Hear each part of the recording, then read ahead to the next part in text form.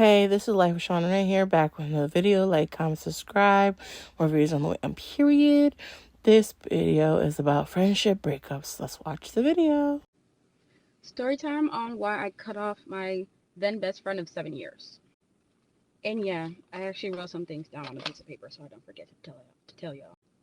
So our friendship started back in like freshman year of high school. It was like second semester, so this had to be around like 2013. I think we had like an English or a math class together, and she was really cool. Like, she had a super outgoing like personality. Like, I was the exact opposite. I was a super introvert, but for some reason we just really got along. So our friendship really stuck around all throughout high school.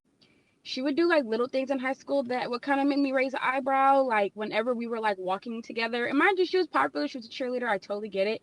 But like, we would be mid sentence, mid conversation, and she would just dart in the other direction without saying anything. And I always thought that was super weird because I'm just like, I would never do that to somebody while they're talking.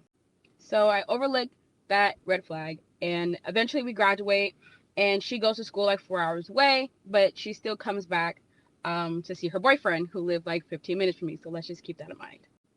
At the time, I was still living with my parents, and the only time she would like come to town or like ask to see me is when she needed like me and my mom to like pick her up from, I think it was a train station or the flyaway, to go take her to her other friend's house.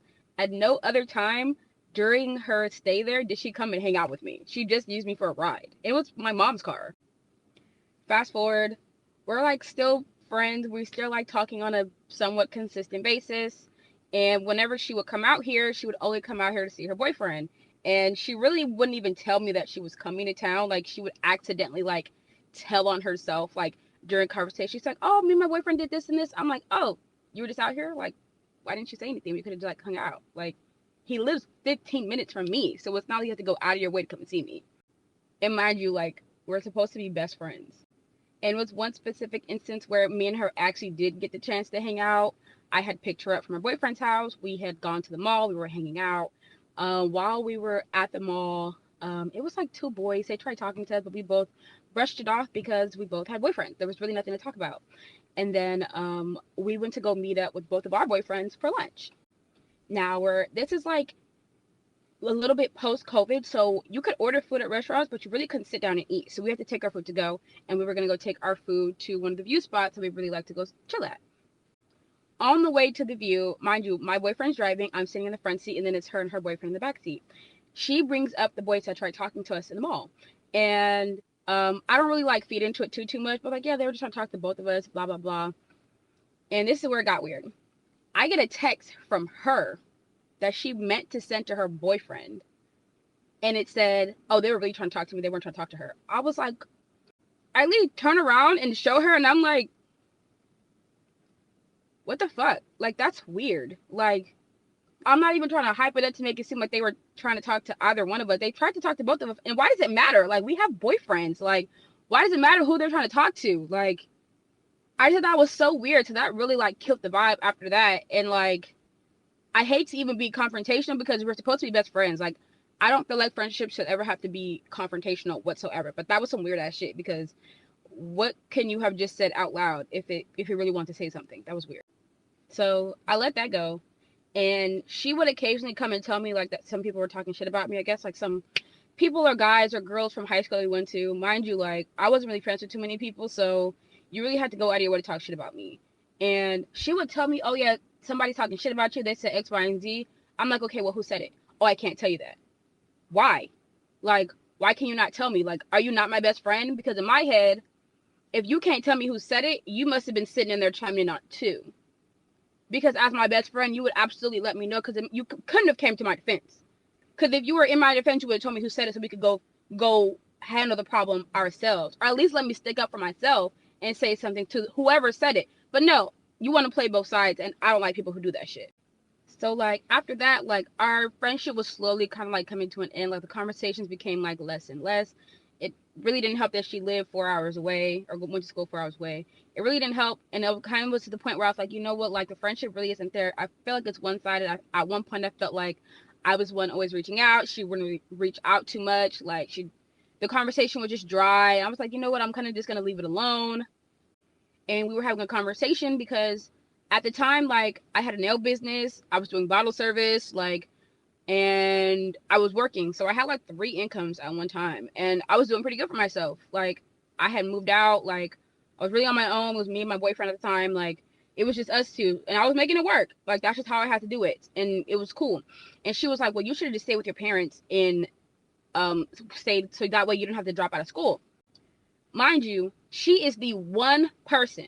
If you saw my original pink tote video, she is the only person outside of the people who lived in my house who saw how badly my stepdad had beat me. Because it was one day when me and her were talking, and she was playing, and she like bumped into me, but she bumped into the arm where he peeled the skin off. So I was like, I kind of winced a little bit. She's like, are you okay? And I was like, yeah, no. She's like, no, like, why are you like wincing like that? So I showed her like my arm was bandaged up like under my jacket. Like, I showed her the scars, not the scars, but the bruises going all down my leg. She was like, you need to call the police. And so if you're the one person who saw how abusive my stepdad was, why on earth would you ever suggest staying there? I left so that way I could be subjected to any more abuse. And you're gonna tell me I should have stayed so I can stay in school? Girl, like, did you touch grass at any point in your life? Because I would never suggest you stay in an abusive relationship so you can stay in school. Like, what? I know I should have ended right there.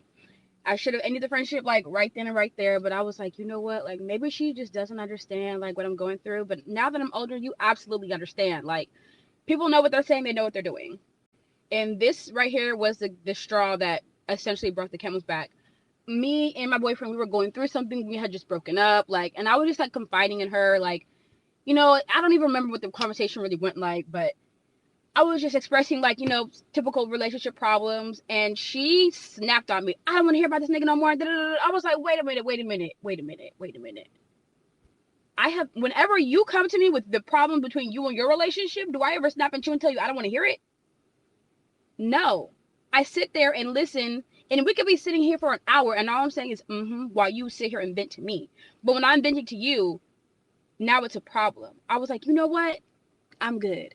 Because I don't let people talk to me any kind of way. I'm sorry. I grew up with really verbally abusive parents, so that's like a trigger for me. You don't get to yell at me. You don't get to snap at me. That's it. I cut it off, right? Cut it off like a dead limb. And I know I'm not the problem because she's reached out to me multiple times over the years trying to like apologize and like rekindle. And honestly, like, I've ignored all her attempts. Like, there's nothing left to talk about. We're all adults here. And I have never in my life snapped at any of my friends, no matter how much stress I was under, no matter how tired I was of hearing about their problems. You're my friend. Why would I not want to hear about your problem? This is a safe space for you to come and vent to. I didn't have any other like real sorts of like, I didn't have a mom. I don't have a big sister. I don't have a cousin that I can go to. So low key, she was kind of like she was like my outlet. And I'm gonna be real with you, she got a sprinkle of what the fuck I was really going through. I was really taking everything on the chin and not even really telling anybody my problems. I'm over here talking to you about my relationship problems, and you're snapping on me. Yeah, the friendship had to go right then and right there. Like, it was done after that. Like, she's tried to reach out. I don't have nothing to say. Like, and we're all grown now. This happened like, what, 3 years ago, and I'm cool. Like, there's a list, baby. There's a list of egregions. I'm straight. Friendship breakups are so hard, and after a while, you have to start seeing red flags in friends, and you start walking away from them all,